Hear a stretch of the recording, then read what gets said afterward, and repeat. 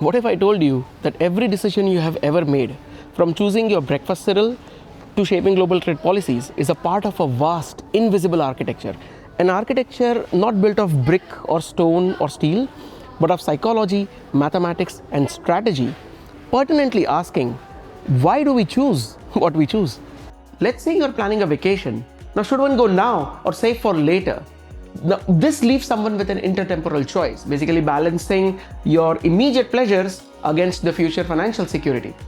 Prescriptive decision theory says calculate or evaluate expected utility. However, the descriptive decision theory says that you are human. You will discount future rewards and often fall for the compromise effect, which is to take an intermediary path or something that is in the middle. So to that effect, you may pick a mid-range hotel so that it feels more economical. You may even decide to delay the trip only to realize that time and stress have shifted your preferences. All this while, decision science is there, whispering, you are not as rational as you think. Game theory is the mathematical study of strategic interactions. It was formulated in 1940 by the economist John von Neumann and mathematician Oscar Morgenstern in their groundbreaking work Theory of Games and Economic Behavior. Now, game theory study models situations where the outcome for each participant depends not only on their own choices, but also on the choices of others. One of the most famous concepts in game theory is the zero-sum game. Now, in the zero-sum game, one player's benefit automatically leads to another player's loss. It's basically like if you were to distribute a pie between two people, and if one were to get a larger piece, the other one automatically gets a smaller share of it. Now, Trump's approach to international negotiations often resembled zero-sum thinking. He framed trade as a competition where America had to win and others had to lose. This leads to another game theory model relevant to Trump, which is called the chicken game. Imagine two drivers speeding towards each other. The first one to swerve is considered as weak. If neither of them swerves, they crash. Now, Trump's threats to impose massive tariffs or to withdraw his support from NATO are strategic signals designed to make his adversaries feel that he is ready to accept mutual damage in order to win. And this is a classic example of a credible threat. An opportunist with a credible threat is a dangerous thing. Historically, this strategy echoes Richard Nixon's Madman Theory. Nixon wanted his adversaries to believe that he was irrational and unpredictable in order to avoid provoking him. Trump revived this approach by the dramatic gesture of visiting North Korea. This visit wasn't just diplomacy, it was predominantly to signal unpredictability and force negotiations. These parallels indicate that the decision science frameworks are not just academic or historic. They are tools for understanding the recurring dilemmas such as power versus principle, chaos versus control, self versus system. Chaos theory emerged in 1960s and 70s, pioneered by mathematicians like Edward Lorenz, who showed that small changes in initial conditions could lead to vastly different outcomes. This came to be known as the butterfly effect, since the idea was that a small butterfly flapping its wings somewhere in Brazil could lead to a tornado in Texas. Chaos theory applies to dynamic systems which are deterministic but are highly sensitive to initial conditions, leading to making any long-term predictions impossible. Trump's decision-making often reflects principles of chaos theory. His erratic tweets, his sudden global policy shifts, and his unconventional diplomacy creates instabilities. Now, these kind of decisions aren't necessarily chaotic in nature. They may be strategic. Cognitive psychology studies how people think, perceive, and make decisions. Israeli pioneers like David Kahneman and Amos Tversky revolutionized the field by showing that humans aren't purely rational creatures. Instead, we rely on mental shortcuts called heuristics, which tend to be affected by systematic biases. Trump's behavior often exploited these tendencies. One example is loss aversion. It is a tendency to fear losses more than we value gains. By threatening to withdraw his support or by imposing penalties, Trump exacerbated fear-based incentives for compliance. Another bias is anchoring, where people rely too heavily on the first piece of information they receive.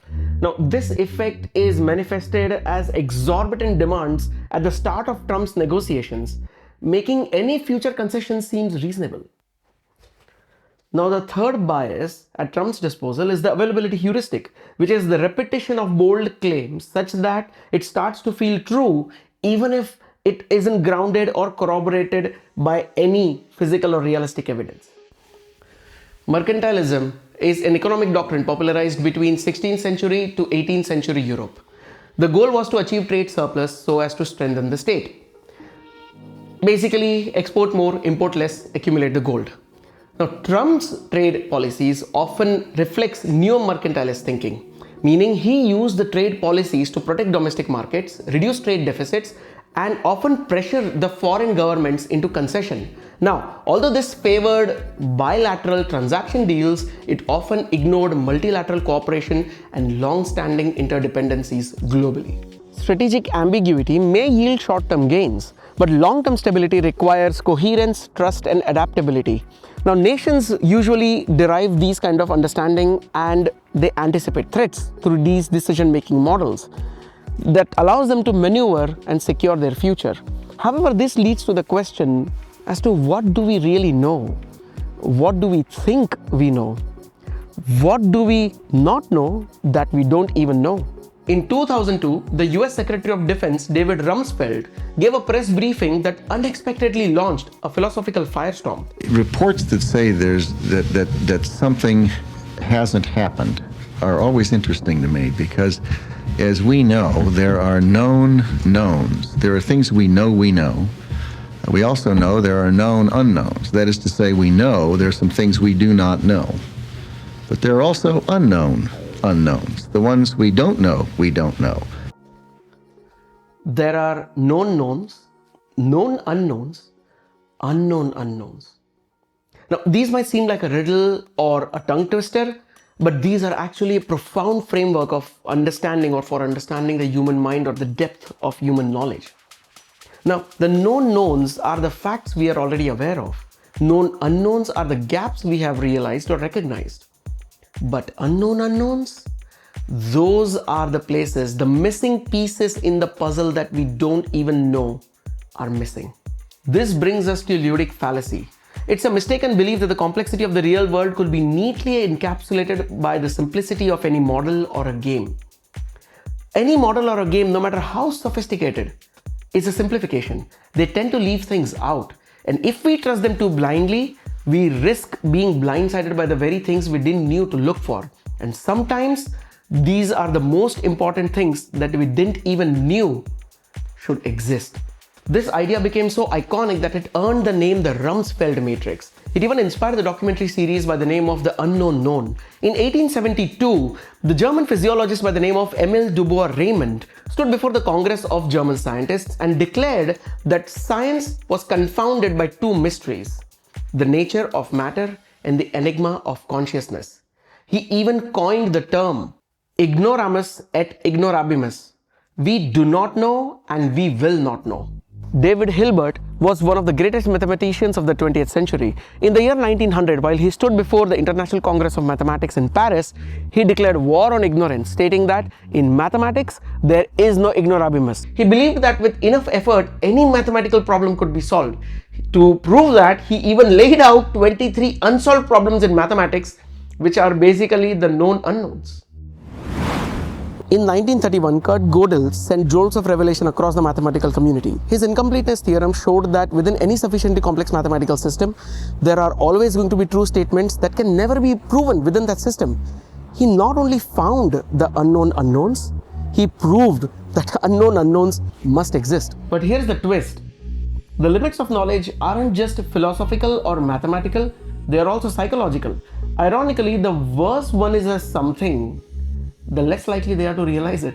The Dunning-Kruger effect was introduced in the year 1999 by psychologists David Dunning and Justin Kruger, which demonstrated that people with low ability in their domain often overestimate their competence. This is due to the lack of their metacognitive skills to recognize their own shortcomings. This literally leads to a definitive version of hubris. High performers are often subjected to something called intellectual humility.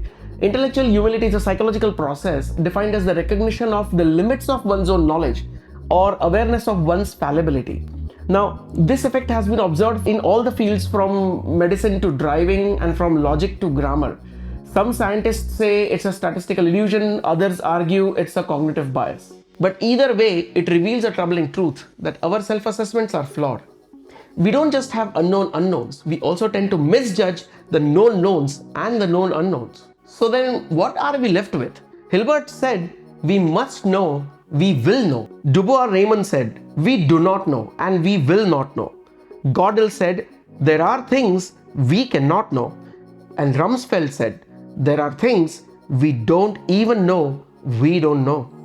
Maybe the truth is somewhere in between. This echoes with the Persian epigram by Al-Khalil ibn Ahmad al-Farahidi, as later reported by Al-Ghazali. Men are of 4 types. A man who knows and knows that he knows is a scholar. Follow him. A man who knows but does not know that he knows is asleep. Wake him up. A man who does not know and knows that he does not know is seeking. Guide him. A man who does not know and does not know that he does not know, reject him. So I leave it up to the viewers, you, to decide as to what kind of man are President Donald Trump, President Putin, Prime Minister Modi, President of China Xi Jinping, or even President of Finland Alexander Stubb. Which one of these would you follow, guide, or wake them, or even reject them? And it doesn't have to be mutually exclusive. You should be able to already apply several of the things that we actually learned during this educational video. So even if you are a policymaker, a student, or just a curious mind, every decision that you make is a move in a larger game. So the better you understand the rules, the better you can play that. So what decision are you going to make next?